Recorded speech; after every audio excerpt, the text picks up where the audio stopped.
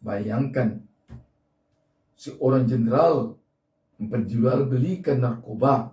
Kita menjadi khawatir terhadap kemungkinan masih ada sekarang ini praktek-praktek seperti ini yang belum terbongkar. Mudah-mudahan kekhawatiran kita ini tidak nyata, namun setidaknya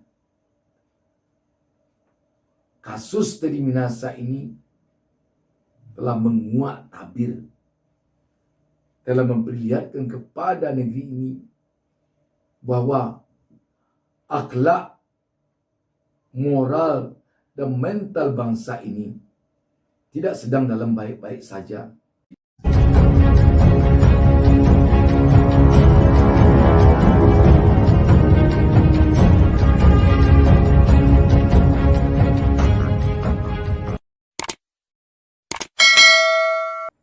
Assalamualaikum warahmatullahi wabarakatuh. Alhamdulillah, pada kesempatan ini kita dapat berjumpa kembali, dan saya tak lupa mendoakan kepada Allah Subhanahu wa taala, Tuhan Yang Maha Esa. Semoga seluruh pemirsa channel YouTube Bustami Narda Official selalu mendapatkan keberkahan hidup dari Allah Subhanahu wa taala, Tuhan Yang Maha Esa. Sahabat BN, ketika kita menyimak perjalanan persidangan kasus mantan Kapolda Sumbar Teddy Minahasa yang tersangkut dalam masalah narkoba, sungguh sangat memiriskan kita. Kita sangat prihatin melihat seorang Kapolda, seorang pejabat pemerintah yang benar-benar harus menjadi contoh teladan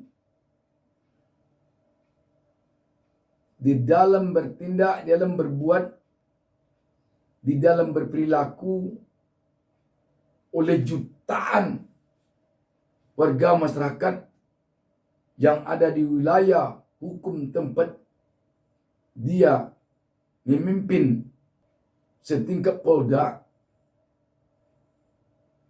Tentu akan sangat memiriskan ketika kita menyimak persidangan Teddy Minahasa ini. Sebab di dalam persidangan itu tampak memang dibongkar semua yang menjadi rahasia bagi siapapun yang terlibat dalam kasus ini. Setidaknya kita melihat betapa seorang Mami Linda yang mengaku sebagai seorang informan Polri dalam masalah sabu atau narkoba membuka dengan terang benderang semua yang terjadi antara dia dengan Teddy Minahasa, antara dia dengan yang lain-lain seputar kasus ini. Maaf bicara, malah Linda sampai mengatakan bahwa dia pernah tidur bersama di atas kapal dengan Teddy Minahasa. Dan bukan itu saja, dia juga mengatakan adalah istri siri dari mantan Kapolda Sumbar ini. Dan kita juga melihat betapa permainan narkoba ini begitu mengerikan sekali. Dan betapa kita prihatin melihat ketika orang yang dipercaya rakyat, yang digaji rakyat untuk memberantas narkoba, Tetapi tampaknya di dalam persidangan ini dia diduga bermain-main dengan narkoba, memperjualbelikan narkoba, malah memperjualbelikan barang sitaan dari hasil tangkapan terhadap narkoba. Linda begitu lempang membuka kisah ini di depan hakim, mulai dari adanya narkoba yang dikirim oleh Teddy Minahasa melalui orang kepercayaannya ke Jakarta. Sampai di Jakarta diterima oleh Linda. Linda menunggu pembelinya sampai Linda mengambil komisi 60 juta atau 50 juta atau 60 juta. Waduh, miriskan sekali. Dan yang bermain di bawah Teddy Minahasa juga sejumlah oknum Polri. Sangat memiriskan sekali. Sahabat BN, mungkin bangsa ini sudah selayaknya mencoba merenungkan bahwa memang negeri ini perlu melakukan revolusi akhlak. Di samping revolusi mental, kita tahu apabila mental aparat kita rusak, maka terjadilah seperti ini. Dan kita juga sangat perlu menyadari apabila akhlak aparat kita yang tidak ada, maka semua keburukan, semua maksiat, semua perlakuan yang tidak baik, semua penyelewengan terhadap ketentuan perundang-undangan yang berlaku akan dengan mudah dilakukannya. Untuk itu sahabat BN, memang perlu revolusi akhlak di negeri ini. Di samping revolusi mental, kita butuh akhlak aparat kita, pemimpin kita adalah akhlak yang baik, akhlak yang sesuai dengan agama dan kepercayaan masing-masing, akhlak yang sesuai dengan etika dan moral, akhlak yang sesuai dengan dasar negara kita, Pancasila.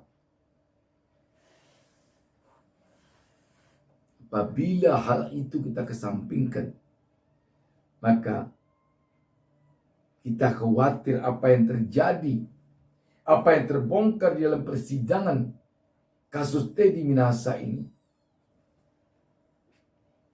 akan tetap berlanjut di negeri ini. Bayangkan seorang jenderal memperjualbelikan narkoba dan melakukan perbuatan maksiat,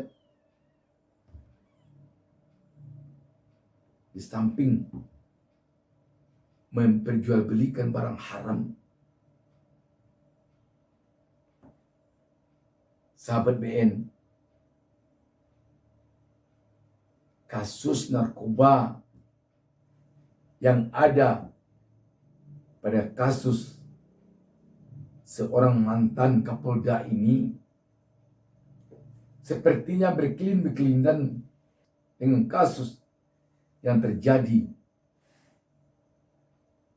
pada peristiwa pembunuhan Brigadir J yang diotaki oleh seorang jenderal bernama Ferdy Sambo. Itu pun juga kasusnya berbau narkoba juga, berbau perempuan juga. Jadi sahabat BN sekalian, sekali lagi,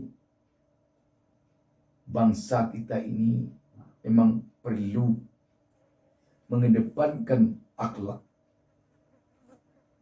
Bangsa kita ini sudah perlu mengedepankan etika dan moral.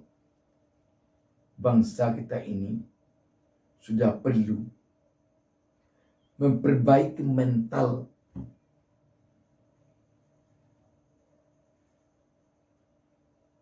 Sahabat BN, sangat kita prihatin melihat fenomena ini. Sangat prihatin. Dan jadinya kita menjadi khawatir terhadap kemungkinan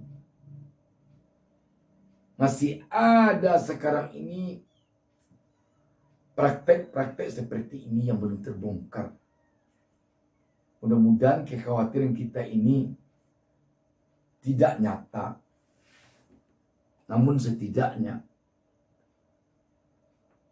kasus Teddy Minahasa ini telah menguak tabir, telah memperlihatkan kepada negeri ini bahwa akhlak, moral, dan mental bangsa ini tidak sedang dalam baik-baik saja. Demikian, wassalamualaikum warahmatullahi wabarakatuh. Jangan lupa subscribe.